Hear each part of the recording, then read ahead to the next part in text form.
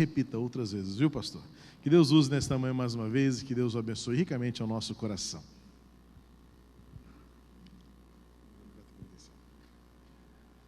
Eu amo esta igreja, amo este pastor, amo este ministro de música, que foi nosso ajudante lá em Irajá. E nós já o conhecíamos. E o pastor Purim é uma família que há muitos anos privamos dessa amizade. Estamos acompanhando agora com muita preocupação a saúde da avó do pastor Purim, que é dona Olinda Lopes,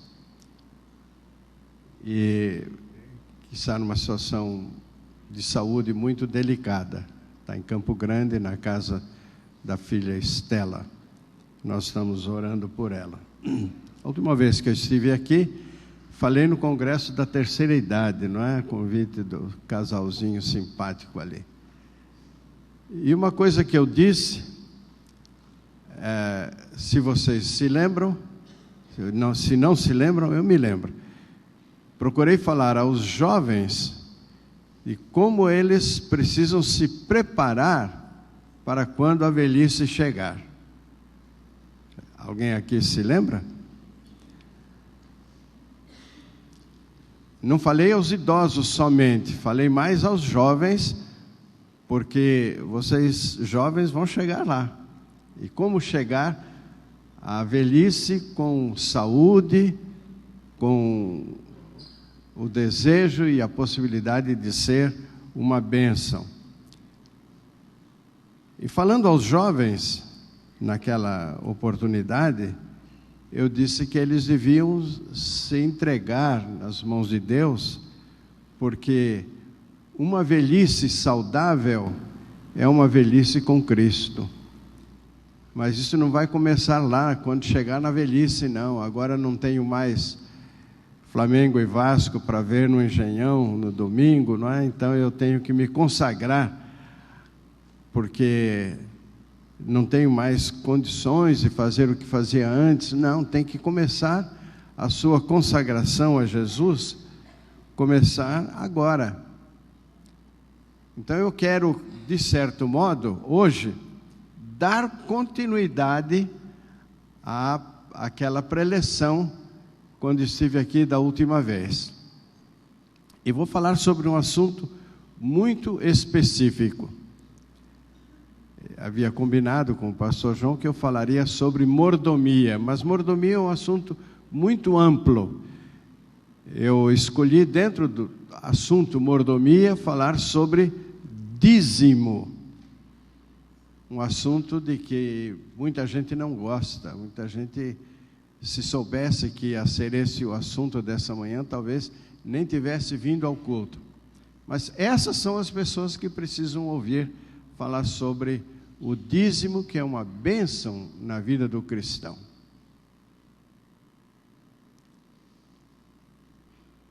Deixa eu fazer um intervalo aqui, fazer uma pergunta para vocês. Vocês sabem por que o Barack Obama veio ao Brasil? Sabe por que ele veio? Ele não fez segredo.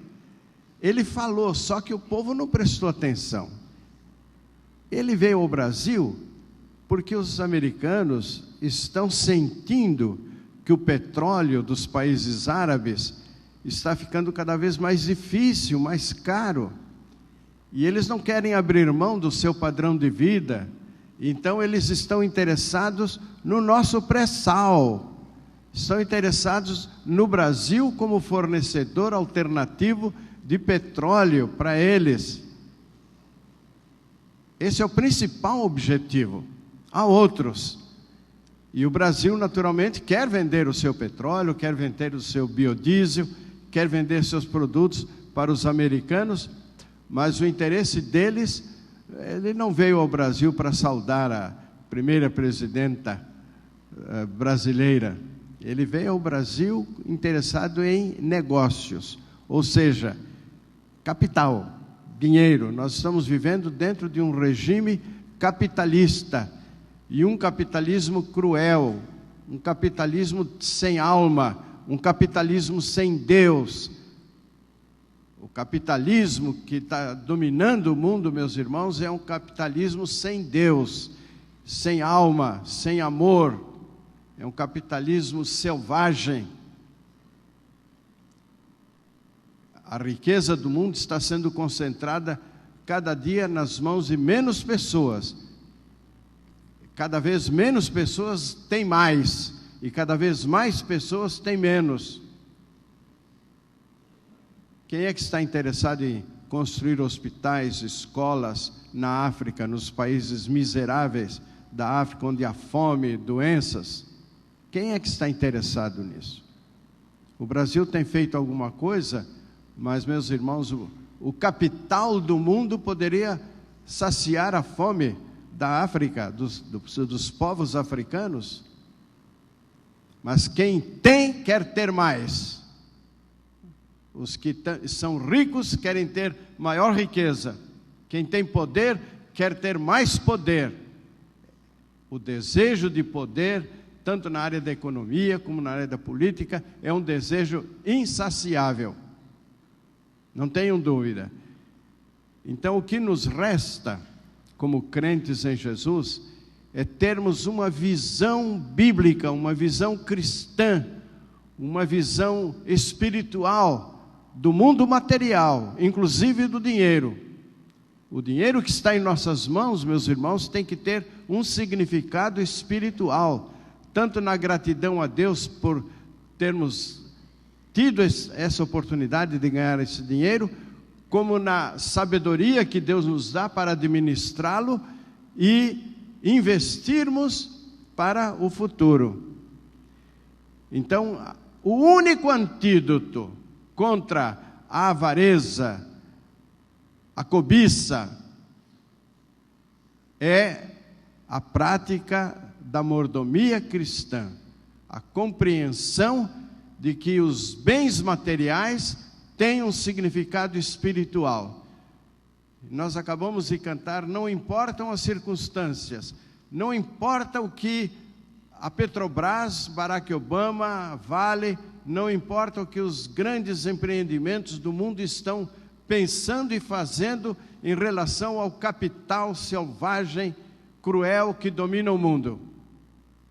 Nós temos que nos prevenir, nós temos que ser fiéis a Deus e aplicar na nossa vida particular, na nossa vida financeira particular, familiar e individual, aplicar os princípios da palavra de Deus. Então, esse é meu assunto nesta manhã. E eu gostaria que nós saíssemos daqui hoje com uma compreensão mais bíblica, mais centrada na vontade de Deus a respeito das coisas materiais, e que saíssemos dispostos a ver no dízimo que entregamos a Deus um instrumento da graça de Deus para nos aproximar dele e nos preparar para uma vida melhor amanhã, não no sentido material, mas no sentido espiritual. A minha palavra se dirige especialmente aos adolescentes, aos jovens, às crianças, porque a igreja de amanhã vai depender da sua integridade, da sua fidelidade, da sua visão do mundo. E você tem que preparar a sua mente hoje para ter essa visão. Os irmãos querem ficar de pé para lermos a palavra de Deus em 2 Coríntios, capítulo 8. Cada vocábulo, cada palavra deste texto dá para se pregar uma mensagem. Preste atenção. Agora, irmãos, queremos que vocês tomem conhecimento da graça, preste atenção nesta palavra, a graça que Deus concedeu às igrejas da Macedônia. No meio da mais severa tribulação, a grande alegria e a extrema pobreza deles transbordaram em rica generosidade, pois dou testemunho de que eles deram tudo quanto podiam, e até além do que podiam, por iniciativa própria, voluntariamente. Eles nos suplicaram insistentemente o privilégio de participar da assistência aos santos, e não somente fizeram o que esperávamos, mas entregaram-se primeiramente a si mesmos ao Senhor, e depois a nós, pela vontade de Deus. Assim recomendamos a Tito, que assim como ele já havia começado, também completasse este ato de graça da parte de vocês. Podem sentar, irmãos.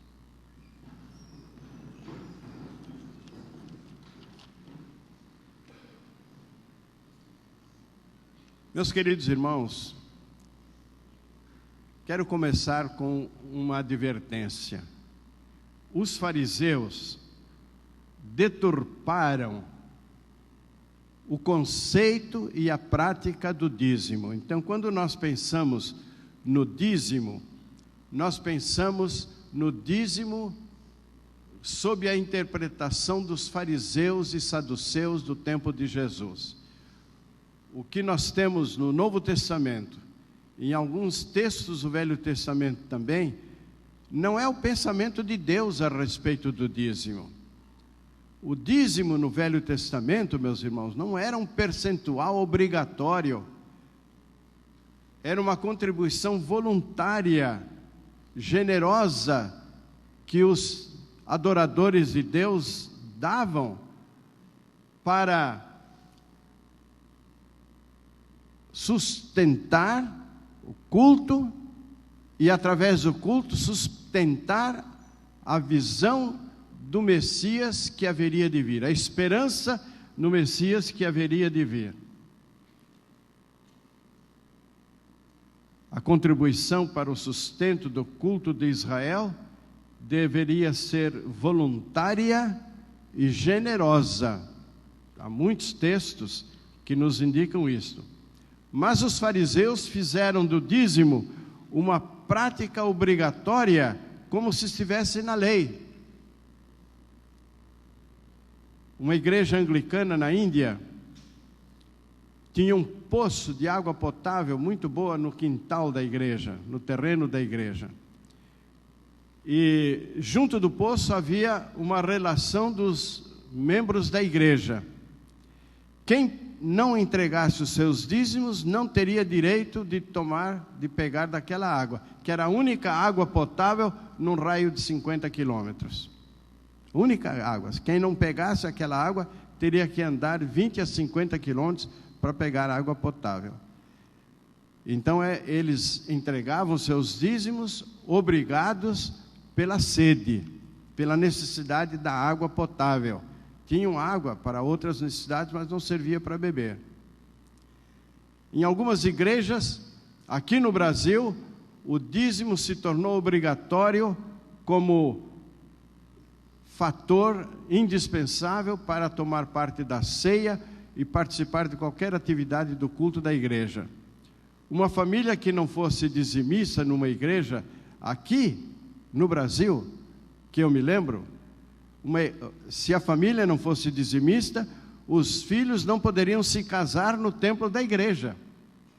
Quando iam pedir o templo e marcar a data do casamento, o pastor puxava a relação dos dízimos. Se não fossem dizimistas, pode procurar outro lugar para se casar. Não é isso que Deus quer, meus irmãos. Deus não quer um dízimo obrigatório.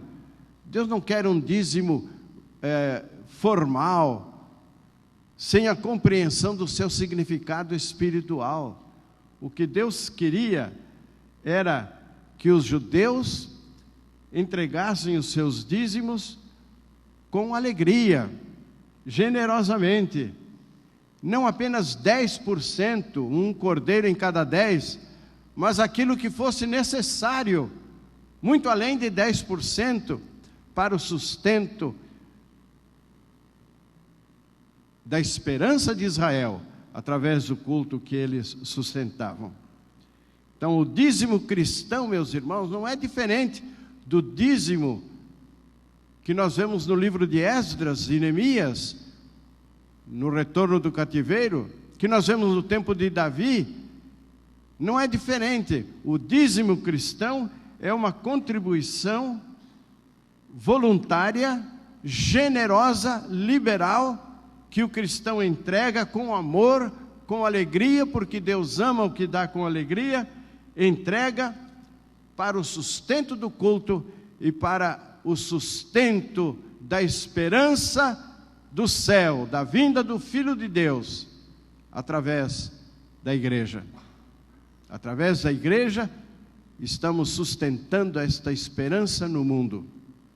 Eu quero dar aos irmãos 4 coisas, entre muitas outras, que o dízimo cristão revela. O dízimo cristão representa a graça de Deus sobre a nossa vida.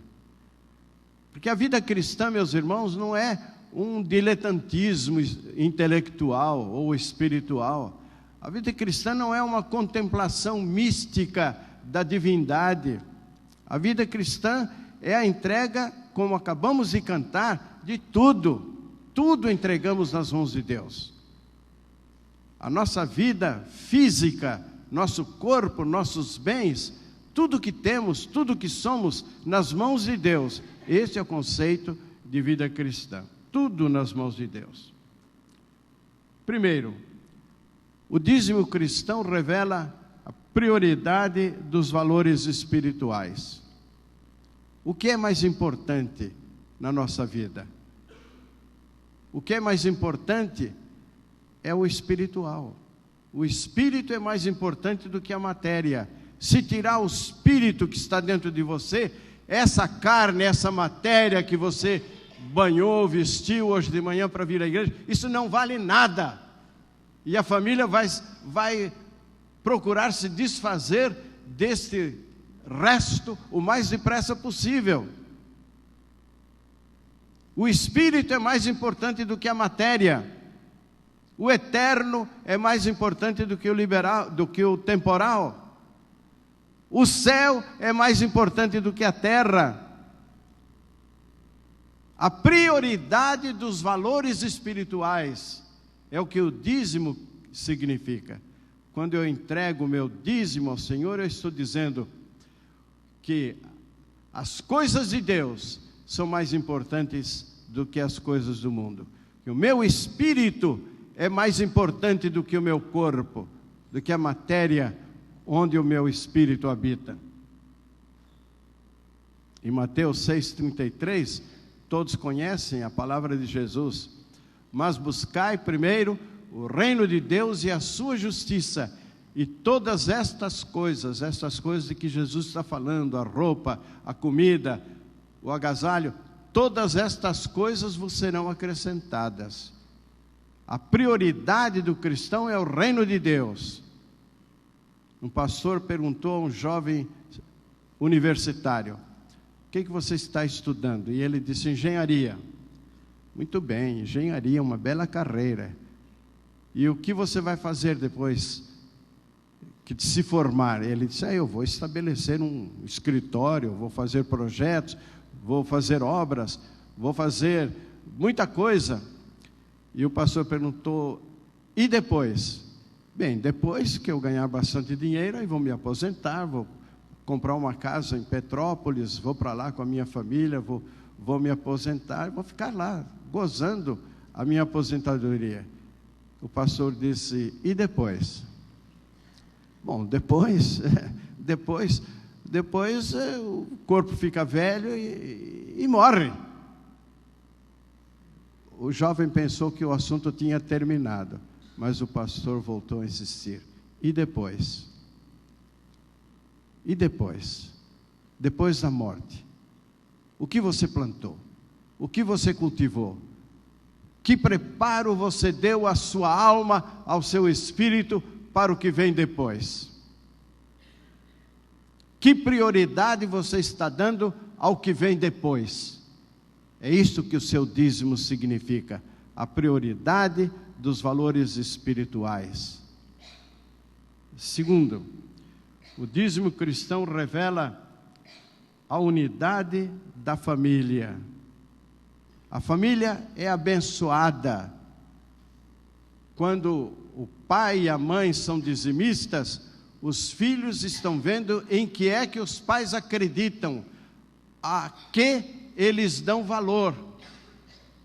Nossos filhos são observadores, e eles sabem que aquilo onde aplicamos o nosso dinheiro é aquilo que damos valor. E se nós aplicamos o nosso dinheiro no reino de Deus, então o reino de Deus é importante para eles.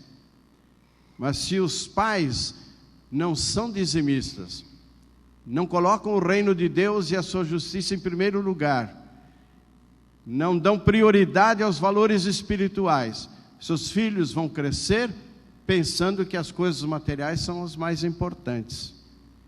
Eles não vão crescer cultivando a espiritualidade do reino de Deus. Em Neemias capítulo 12, versículo 43, nós temos uma declaração muito importante, muito interessante. Se tiver a sua Bíblia aí, achar rápido. Neemias vem depois de Esdras e antes de Esther. E naquele dia, contentes como estavam, ofereceram grandes sacrifícios, pois Deus os enchera de grande alegria. As mulheres e as crianças também se alegraram, e os sons daquela alegria de Jerusalém podiam ser ouvidos de longe. Prestaram atenção? As mulheres e as crianças participaram do regozijo, da alegria de verem o templo construído, de verem a obra consolidada, de verem o reino de Israel restaurado, não apenas a cidade com seus muros, suas torres, seus ferrolhos e suas portas, mas a nação espiritual, a nação de Israel estava restaurada. Era o que significava aquele templo. Isto trouxe alegria ao coração do povo, e as mulheres e as crianças participaram desta alegria.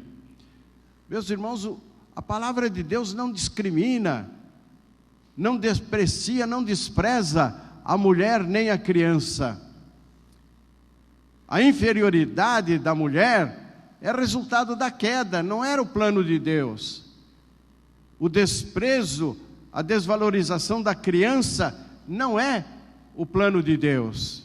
Que coisa mais linda, pastor João, esse espetáculo aqui. Eu quis contar as crianças que estavam aqui, mas não dava para contar, porque havia muita criança do lado de cá. O reino de Deus é delas, é das crianças também.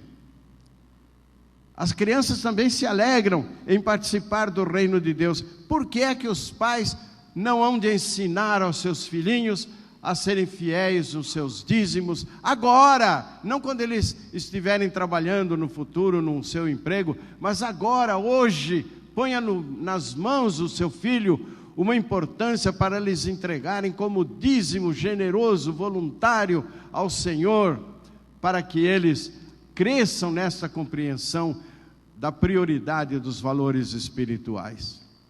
E eu quero dizer aos irmãos que, lamentavelmente, a grande maioria dos pais não está interessada em ensinar isso para os seus filhos.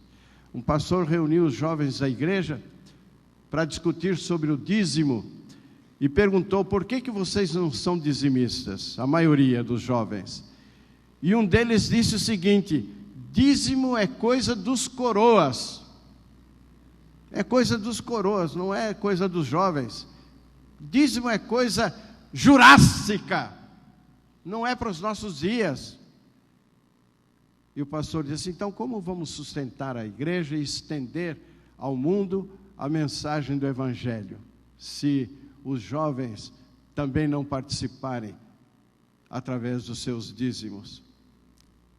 No final da reunião, depois de muitas perguntas, os jovens resolveram, por unanimidade, que todos eles se tornariam dizimistas. Não sei se tornaram.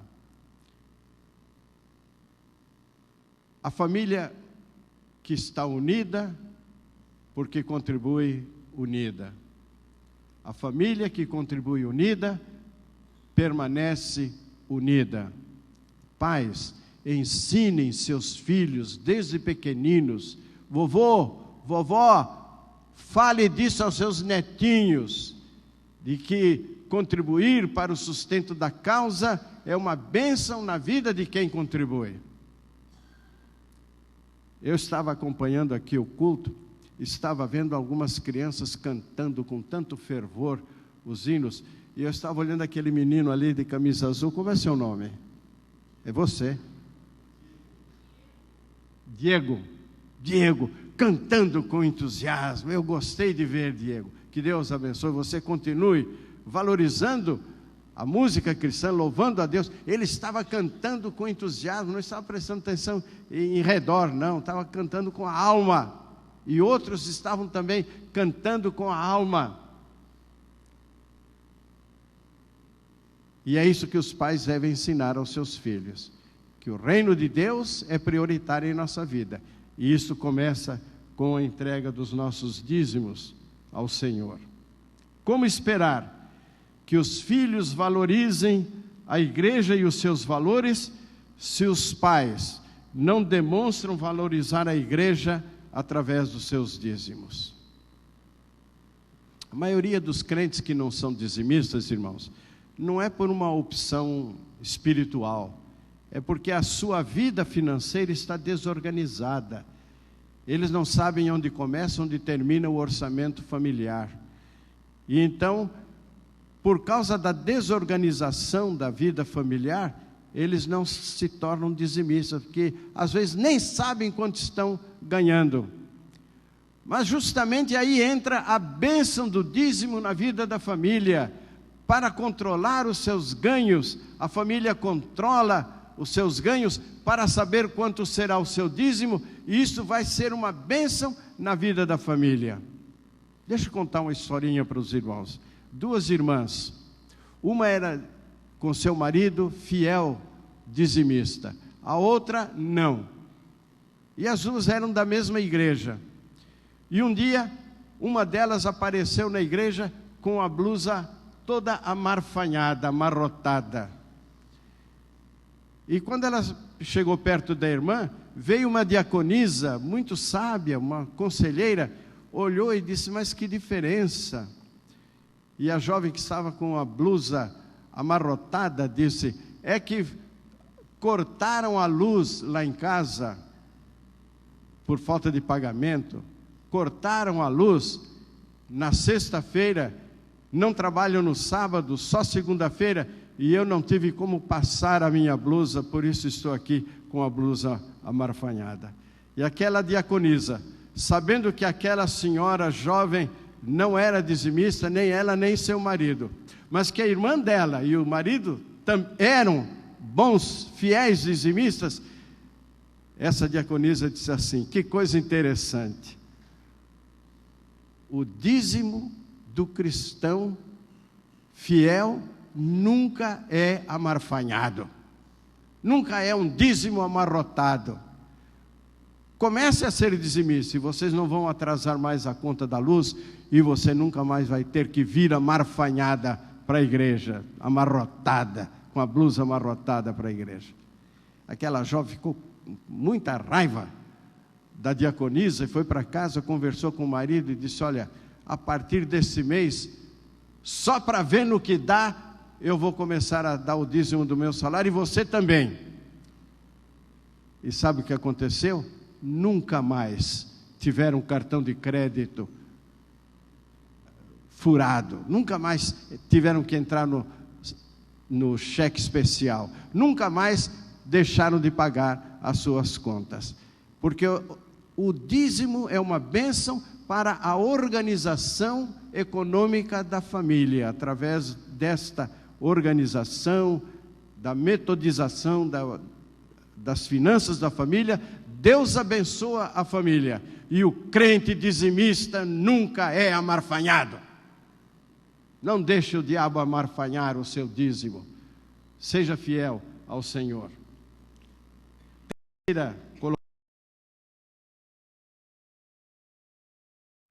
Maturidade espiritual. Maturidade. Paulo, escrevendo aos Coríntios, no capítulo 3, disse: lamentavelmente eu não pude falar a vocês como a adultos, como a amadurecidos, mas tive que falar como a crianças. Os crentes de Corinto não estavam nem aí para as necessidades do sustento da obra missionária. Paulo tinha que fazer tendas, tinha que fabricar tendas com Priscila e Áquila para se sustentar, para poder pregar o evangelho em Corinto, porque a igreja de Corinto não se interessava pelo sustento dos missionários. O sustento veio das igrejas da Macedônia. Através de Silas e Timóteo, as igrejas da Macedônia mandaram o sustento para Paulo e os seus companheiros ali em Corinto. E então Paulo está dizendo aos coríntios que esta falta de visão é imaturidade. E você vai entender por quê. Uma menina tinha uma coleguinha que fez aniversário, e os pais compraram um patinete amarelo muito bonito para ela dar de presente para a coleguinha. E na hora do aniversário foi toda a família para lá. E a menina deu o presente para sua colega, abraçou a colega, cantou parabéns, e na hora de ir embora, ela pegou o patinete e queria levar de volta para casa. E a mãe dizendo: não, você deu o patinete. O patinete é dela, você não pode levar. Eu quero meu patinete, eu quero levar meu patinete, patinete é meu. 4 anos de idade tinha essa criança. Meus irmãos, a criança ainda vive num mundo concreto, objetivo.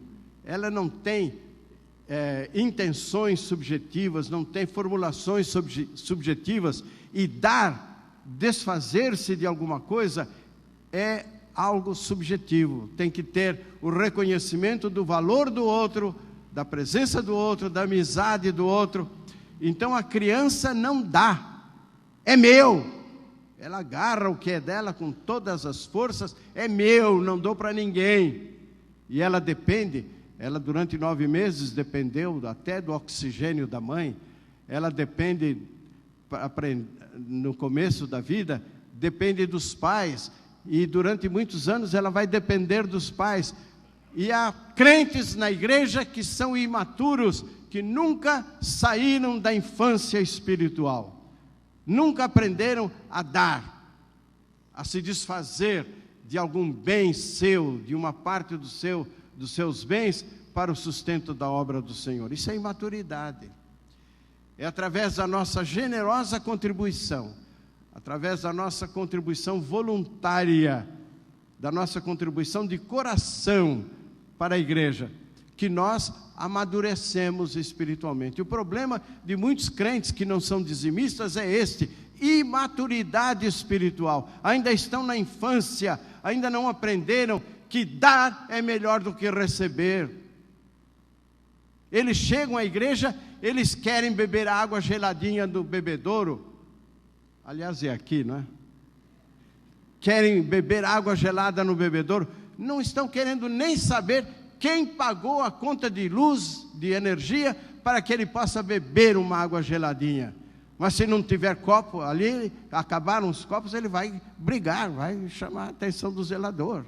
Está faltando copo. Ele chega aqui, ele quer as luzes acesas para ele fazer o seu culto, mas ele não sabe quem está pagando. Ele está recebendo a luz, a água gelada. Se ele é um músico, ele chega aqui, ele quer ter um microfone como este aqui, bem colocado, um som bem equilibrado, para ele poder cantar a sua música. Mas se ele não é dizimista, ele pensa que ele, sendo um levita, já está dando sua contribuição. Que louvor, que adoração pode prestar um musicista ao Senhor, se ele não demonstra amar ao Senhor através dos seus dízimos fiéis? Eu estou dizendo isso porque foi o que eu ouvi de um músico. Eu sou levita. Eu disse: você está muito enganado. Leia lá em em Esdras que os levitas entregavam os dízimos com fidelidade junto com os sacerdotes. Eles recebiam os dízimos, mas tinham que entregar também os seus próprios dízimos, além de passar para a contabilidade de Israel, do templo, os dízimos que tinham recebido. Os levitas não foram isentados do dízimo, não. O músico cristão, o cantor, o instrumentista, se ele não é dizimista, o seu louvor é um louvor hipócrita. Não é um louvor do coração. Ele não está demonstrando com a sua vida, com a sua contribuição generosa para os interesses da igreja, ele não está demonstrando maturidade cristã no seu louvor.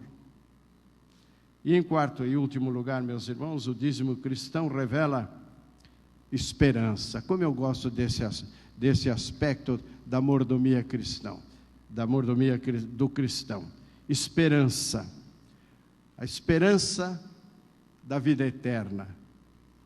Nós não estamos entregando nossos dízimos apenas para manter a igreja limpa, para comprar uma nova propriedade. Nós estamos fazendo tudo isto, mas estamos olhando lá para frente, estamos olhando para o futuro, estamos olhando para aquele dia, quando diante do trono e do Cordeiro estará uma multidão de todos os povos e todas as raças e línguas do mundo, como lemos em Apocalipse, no capítulo 7. Apocalipse, capítulo 7. Onde é, Falcão? Apocalipse é o último livro da Bíblia. Está custando achar. Está aqui o papelzinho. Apocalipse, capítulo 7. Abra a sua Bíblia. Agora eu quero que você abra a sua Bíblia. Veja onde vai parar na eternidade o dízimo que você entrega hoje voluntariamente, generosamente. Versículo 9. Apocalipse 7, 9. Depois disso olhei, e diante de mim estava uma grande multidão que ninguém podia contar, de todas as nações, tribos, povos e línguas, em pé diante do trono e do Cordeiro, com vestes brancas e segurando palmas, e clamavam em alta voz. Leiam.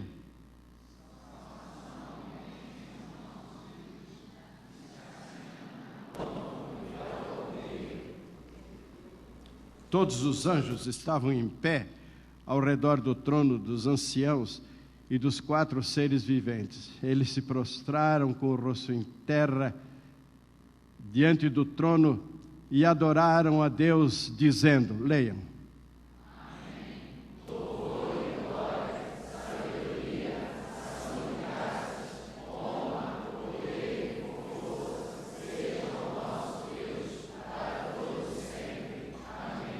Então um dos anciãos me perguntou, quem são esses que estão de vestidos brancos? De onde vieram? Respondi, Senhor, tu sabes. E ele me disse, esses são os que vieram da grande tribulação, e lavaram as suas vestes, e as alvejaram no sangue do Cordeiro. Então, meu querido irmão, o seu dízimo vai contribuir para que esta multidão esteja lá. Por que é que havia essas multidões de todas as nações diante do trono do Cordeiro? Porque alguém foi fiel nos seus dízimos para sustentar a obra missionária no mundo inteiro, para que o Evangelho fosse pregado. Quando eu estou falando em dízimo, estou falando no dízimo cristão, a oferta generosa que vai muito além dos 10%, e abrange a oferta para missões também. Pergunta a essa multidão, de todas as nações, raças, tribos e línguas, por que vocês vieram aqui? Meus irmãos, a resposta é missões. A resposta é muitos milhões de cristãos foram fiéis em sustentar a obra missionária para que o Evangelho chegasse a nós e nós pudéssemos estar aqui diante do trono e do Cordeiro.